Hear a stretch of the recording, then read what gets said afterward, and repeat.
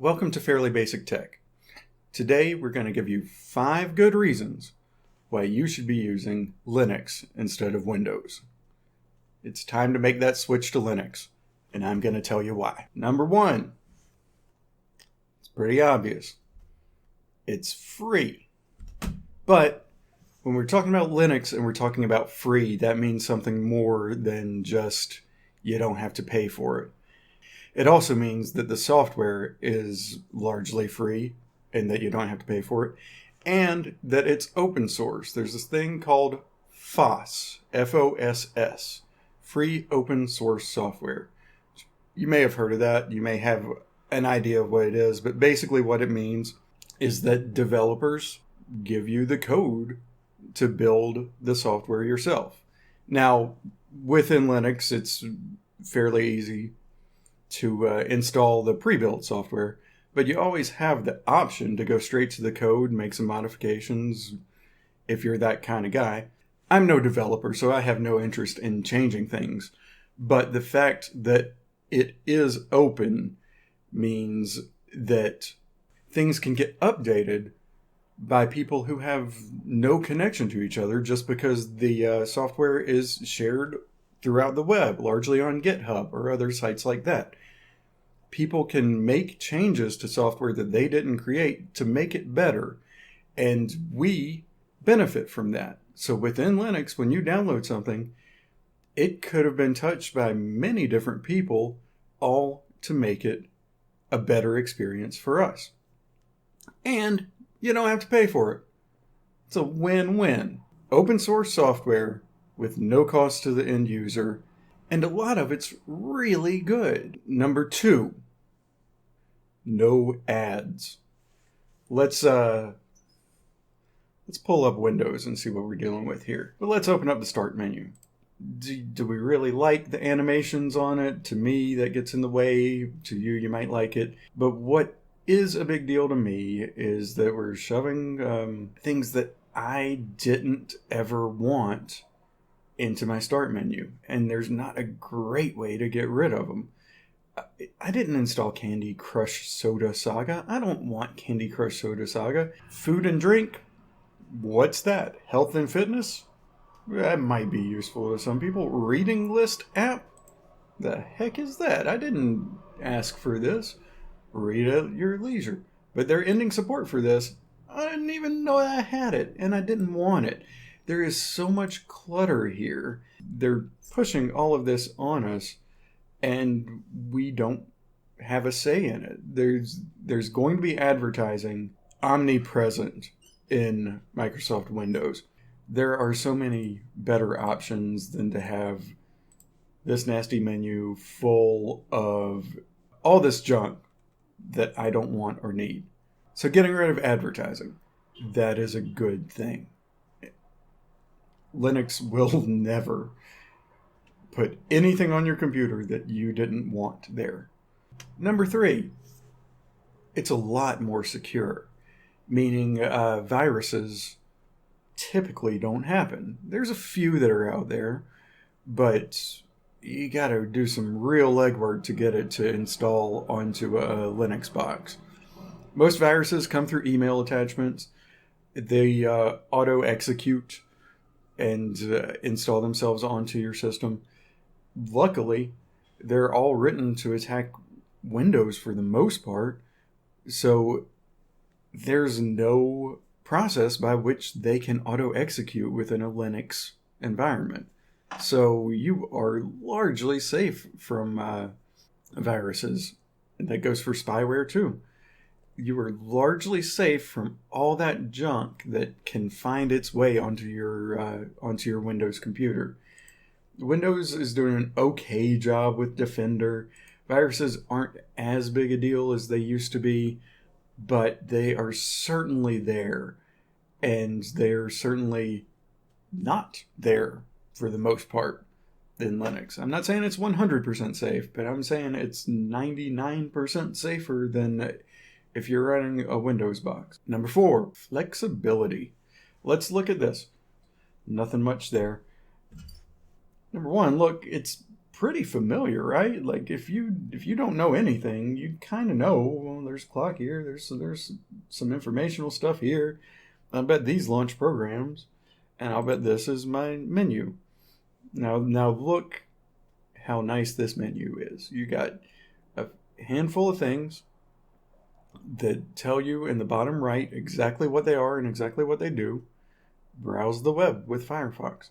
You have applications that are split into sensical categories, and you have recent files.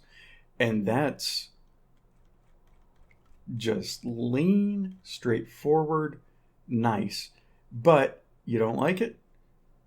You can configure it. Look at the menu. Do we want to show category icons? Nope. Get rid of the category icons? Turn it off. Now we just have a list with no icons. I don't really like that. Let's turn them back on.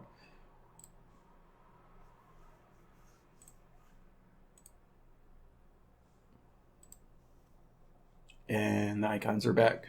Show application icons, same thing. Show favorites and session buttons, same thing. Adjust the height, show the bookmarks and placements. But here's where it gets real powerful. Open the menu editor. Here, you have absolute control of exactly what you want to show within your start menu. You can create a new menu item, you can change the order, you can make some visible, invisible. You screw it up too much, restore system configuration, gets it back to the defaults. You have absolute control over your start menu, and that is just the tip of the iceberg. You have absolute control over exactly what's shown in your taskbar down here. Let's look at this. If we can go to add applets to the panel. Remember in Windows we had like 3 or 4 things that we could add. Here we have,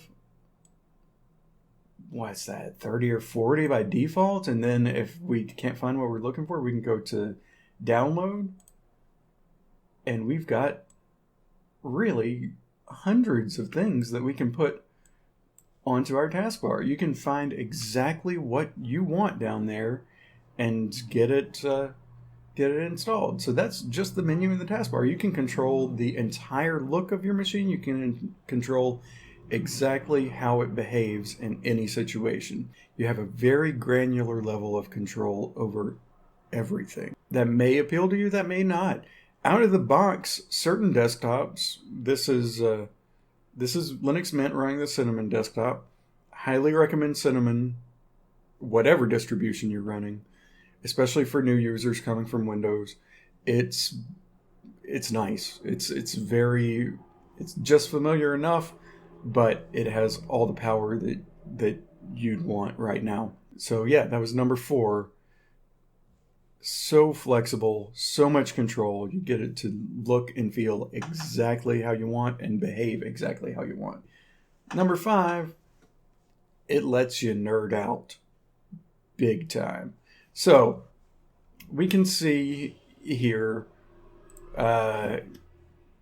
there's all this stuff fairly familiar.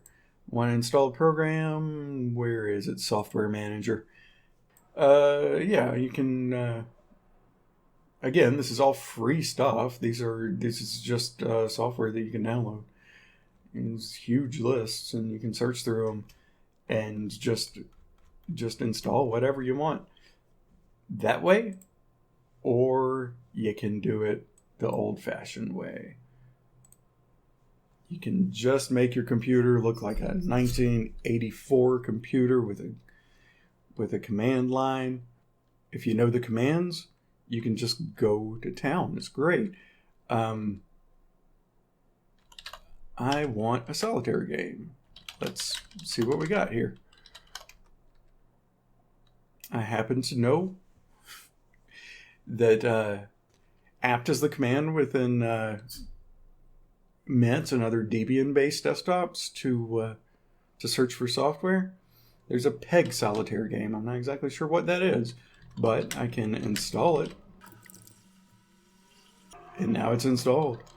And I can tab complete to launch it. Now we got ourselves a Peg solitaire game. Oh, I see what we got here. So it's like you're jumping around. It's like the Cracker Barrel game. Okay, get the point.